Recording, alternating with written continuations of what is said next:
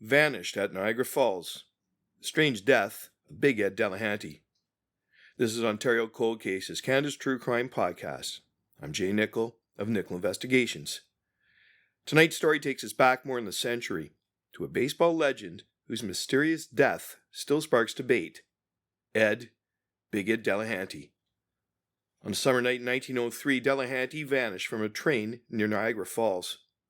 Days later, his body surfaced below the Horseshoe Falls, battered by the waters and stripped of most of his possessions. Was it an accident, suicide, or something more sinister? This is Vanished at Niagara Falls, the strange death of Big Ed Delahanty.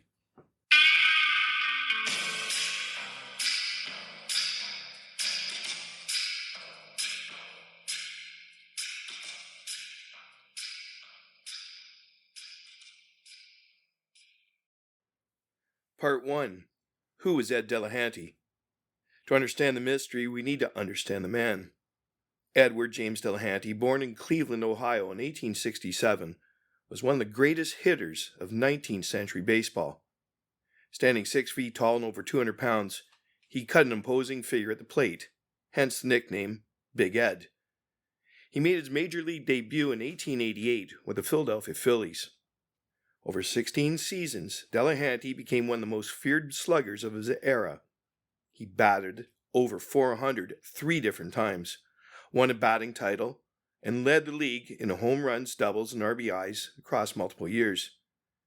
He's part of baseball's Big Four of power hitters, alongside Mike Tiernan, Dan Brothers, and Roger Connor. But Delahanty wasn't just a bruiser. He combined raw power with an elegant swing, hitting to all fields. His career batting average of .346 still ranks him among the best in history. Fans adored him.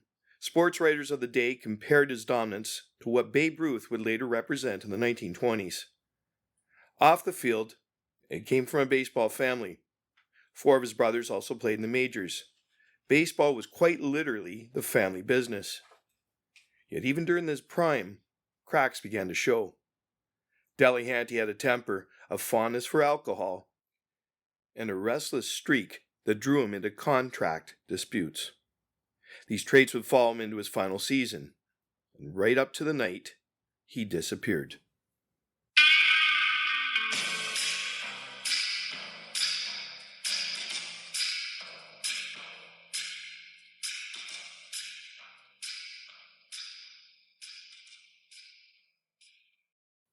Part 2. The final days and the disappearance. By 1903, Delahanty was struggling. He was playing for the Washington Senators, but his contract situation was tense. He had tried to jump to the New York Giants, even accepting an advance payment, but league politics blocked the move. That left him frustrated and bitter.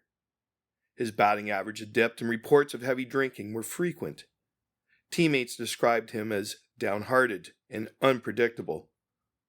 One alarming incident in June saw him turning on the gas in a hotel room, an act that some took as a suicide attempt before others intervened. On June 25, 1903, Delahanty played what would be his last game in Cleveland. The next morning, the Senators' train left Detroit for New York. He was on board, but he left behind his uniform and baggage in the Detroit hotel, a telling detail. During the train ride, witnesses say he drank heavily. He ordered 5 whiskeys, smoked in forbidden areas, smashed a painted glass, and brandished a razor while raving at passengers.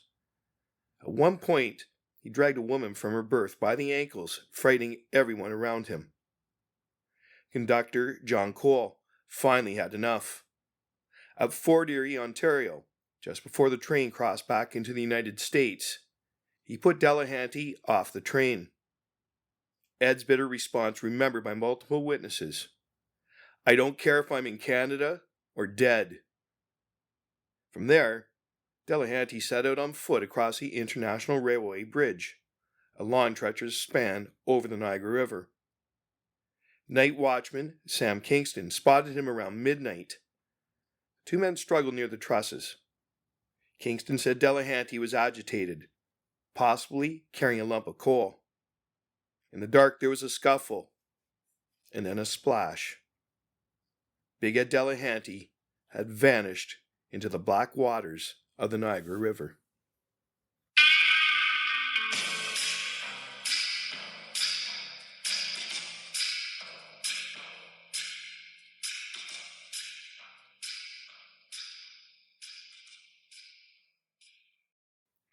Part 3. Discovery and Investigation.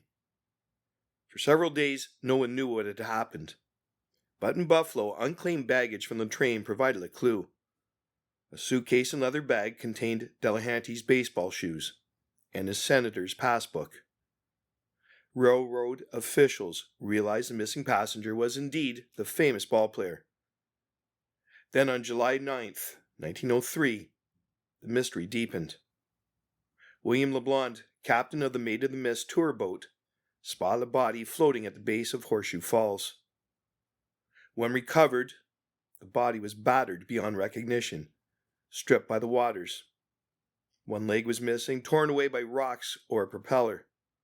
Only socks, shoes, and a tie remained.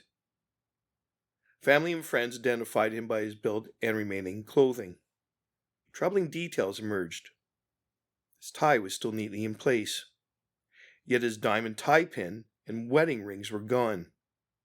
Had they been stolen? Lost to the river? His brother Frank was unconvinced it was an accident. He suspected robbery or worse, and many pointed fingers at watchman Sam Kingston, whose story shifted under questioning. Ed's widow Noreen sued the railroad for negligence, arguing he should never be injected in such a vulnerable state. The case dragged on before finally settling for a modest sum. The official verdict? Cause of death undetermined. But whispers of foul play refused to fade.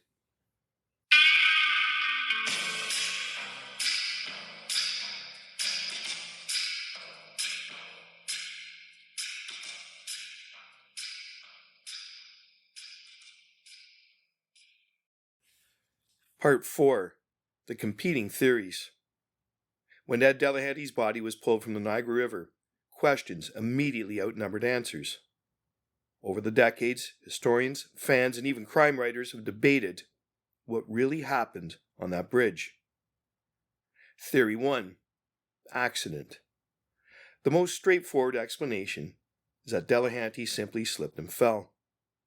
The International Railway Bridge was not a safe place to walk, especially at night and especially for someone who'd been drinking heavily. The narrow catwalk ran alongside the tracks, with gaps and trusses exposed to the river below. Even the watchman, Sam Kingston, admitted that the conditions were treacherous. Delahanty was drunk, agitated, and carrying a lump of coal, perhaps as a makeshift weapon. In the scuffle with Kingston, it would not have taken much, a misstep, a shove, or simply a loss of balance, for him to tumble into the dark current. Supporting this theory, the Niagara River was known for swallowing victims. Dozens of people drowned there each year. To many at the time, Ed was simply another tragic statistic. This theory does not explain the missing valuables, his rings and diamond tie pin, which were never recovered. Did the river strip them away, or did someone else? Theory 2. Suicide. The second explanation is darker, that Delahanty meant to end his own life. The evidence is circumstantial but troubling. Just weeks earlier, being found in a hotel room with the gas turned on, an act described in some newspapers as a failed suicide attempt. His contract disputes left him feeling cheated. His erratic drinking hinted at despair. His ominous words to the train conductor, "I don't care if I'm in Canada or dead," sound chilling in hindsight. Crossing the bridge alone at midnight, Delahanty may have chosen to leap into the river as an act of final defiance. Suicide was rarely spoken of openly in 1903, but whispers of it followed the case. Still, the suicide theory has holes. Ed left no note, made no declaration of intent, and made plans to meet with friends in New York. He'd also just played a strong game in Cleveland, suggesting he wasn't finished with baseball. And again, why were his valuables missing? Theory 3. Foul play. The most controversial theory is that Delahanty was robbed and murdered. When his body was recovered, his socks, shoes, and tie were intact, but his jewelry was gone. His widow insisted he always wore his rings, and they were valuable enough to tempt a thief. The night watchman, Sam Kingston, was the last person to see him alive. He claimed there was only a brief scuffle before Ed fell into the river, but his story shifted in retellings, and some suspected he knew more than he let on. Others have speculated that gamblers might have been involved. Delahanty was known to place bets, and at the time of his death, he owed money. Could he have been lured into a confrontation on the bridge? There's also the possibility of a simple robbery. The bridge was a lonely, dark place at night. A drunk man, visibly wealthy, could have been easy prey. But no witnesses, no weapon, and no suspects ever emerged. The lingering mystery? Each theory makes sense on its own, yet each leaves gaps. Accident explains the fall but not the valuables. Suicide explains his despair but not his plans. Foul play explains the missing jewelry but lacks hard evidence. More than a century later, the truth of Big Ed Delahanty's final moments remains tangled in the roar of the falls.